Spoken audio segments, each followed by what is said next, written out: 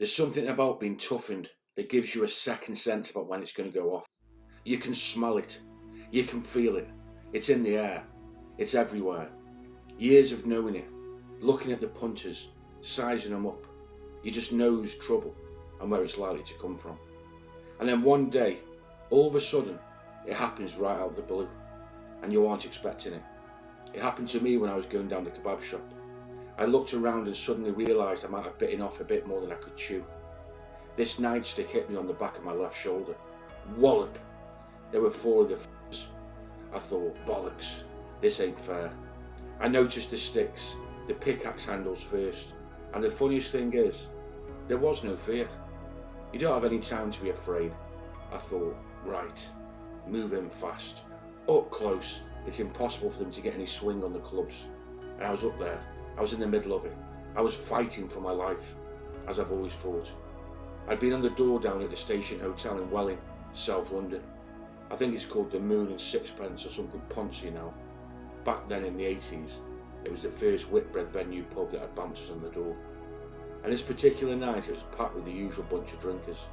Some rowdy, some laughing, most pissed, place heaving. And there were these Millwall supporters. They looked like trouble, and I wasn't surprised when the buzzer went at the pub entrance to tell us guys on the door that something was going off inside. I rushed in, flexed up, ready. The hooligans had been jostling the crowd, spilling drinks and generally looking for trouble. We steamed in. I recognised the leader. He had a reputation for being the hardest of the Millwall supporters, and he had a team of about half a dozen other scum with him. They'd already smashed the place up once and ruined a day down there when Brian Jackson and Henry Cooper had made a special charity appearance. That was the sort of little bastards they were. Anyway, they weren't going to do it again. There were 4 of us on that night, so we grabbed hold of him. He tried to be a bit cocky, and I said, "Listen, I ain't interested in what you got to say. You've been causing trouble in here long enough. Now you're out." They struggled a little bit, but it didn't take too much to restrain them. There were a few verbals on the door, the usual old thing with the main bloke mouthing off, "I'll be back to shoot you," and all that old bollocks. I've heard it 100 times. To most of them I just say, "Don't jump the queue." As far as I was concerned, that was the end of the incident, and they were barred for life. But there was a surprise in store. At the end of the night we emptied the place, and I told the other lads I was off down the road to get myself a kebab, and I'd be back. So I'm walking down the road and I see 4 or 5 blokes on the opposite side, but don't think anything of it. Then I twig.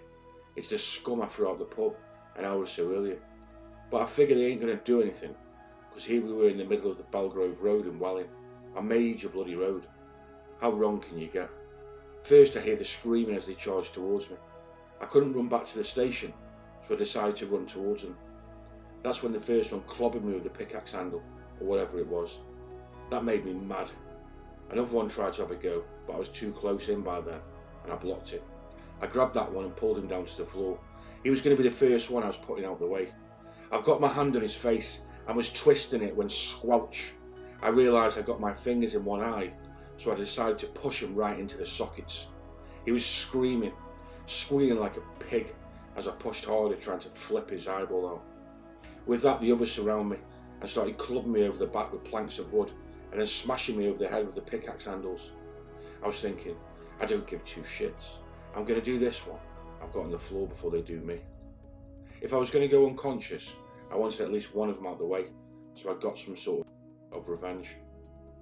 The blows continued raining down on me, but I didn't give a shit. I was flattening the guy on the floor, mercilessly. He wasn't going to look a pretty sight, if he survived at all. Then all of a sudden, I hear this sound of a car horn, and look up to recognise one of the bouncers, Dave Kilroy, racing down the road full tilt, and I thought, he ain't going to stop. So I managed to stand up and grab the bloke I'd been pounding off the floor, and with barely a second to spare, I jumped out the way of Dave's car.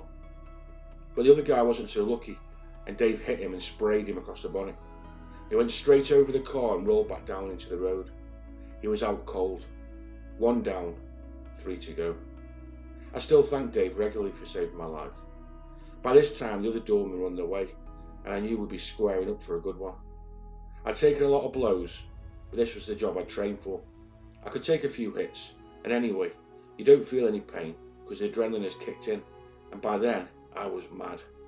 So I grabbed one of the bastards with the sticks, and just then one of the other doormen hits him as hard as he can. Even I felt it. He went down like a building being demolished. Even in the middle of all this, I had to give my mate a wink as if to say, "Where'd you pull that one from?" So I started kicking the bloke who was on the floor, while the other two scum ran off into the bushes. Remember, these blokes had been trying to kill me, and I was going to teach them the biggest lesson of their lives. This wasn't half-hearted. Blood was streaming from my head. I was covered in lumps. They weren't playing with me, and I wasn't playing with them either. I looked a complete mess. My dinner jacket ripped to shreds, bow tie torn off. But I had one little surprise for the guy on the floor. I said to him, "Are you all right, mate?" And he must have thought the ruckus had come to an end. So he dropped his guard, and as he pulled his hands away from his face, I stamped on his head. "My name's Stilks," I said. And then I stamped again. Stilks. Another stamp. Stilks. Another. And don't you ever forget it. So that was the fantastic book by Stiliano. I hope I pronounced that right. Stilks for sure. On the doors. If you're not on the list, you're not coming in. Working as Britain's hardest bouncer, I was hit, stabbed, and faced guns, but I've never been beaten. So make of those statements what you will. We have to remember that all these books and all these YouTube channels, etc., are sensationalized in the titles, etc., because it gets people to watch and read them. That's just the facts. If you put a bland title, people skip past it. And that's why we all do it. But nevertheless, a verified hard guy, very physically fit as a youngster, I don't know about now, trained hard all his life, was a proper old school doorman, very handy and well respected. A little bit after the Lenny mclean era, although he does mention Lenny in the book. There's loads more other good photos from the book as well. I've just finished it, that's why I've done the extract. For those who are waiting on the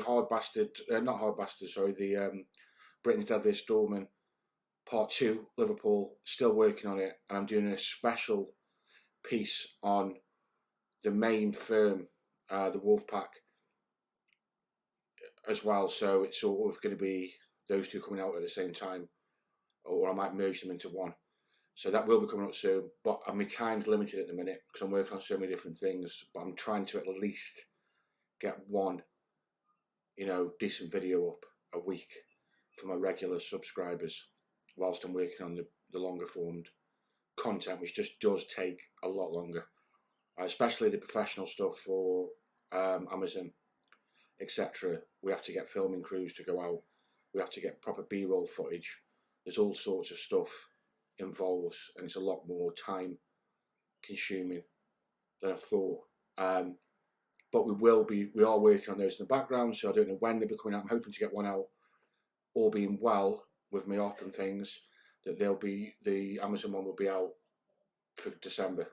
But there'll be longer form content on here, or other types of documentaries as we go. We've got the Britain's Deadliest Doorman compilations. I've got meetings in Stoke with some of the top guys from back in the 90s who were at the doors and ran the club scene and stuff. So hopefully get some good interviews, etc. on that. Got to meet a few of the London lot as well, so lots of running about. So yeah, fantastic stuff to come up. I hope you're all well, and with that being said, I shall leave you in peace. All right, take care.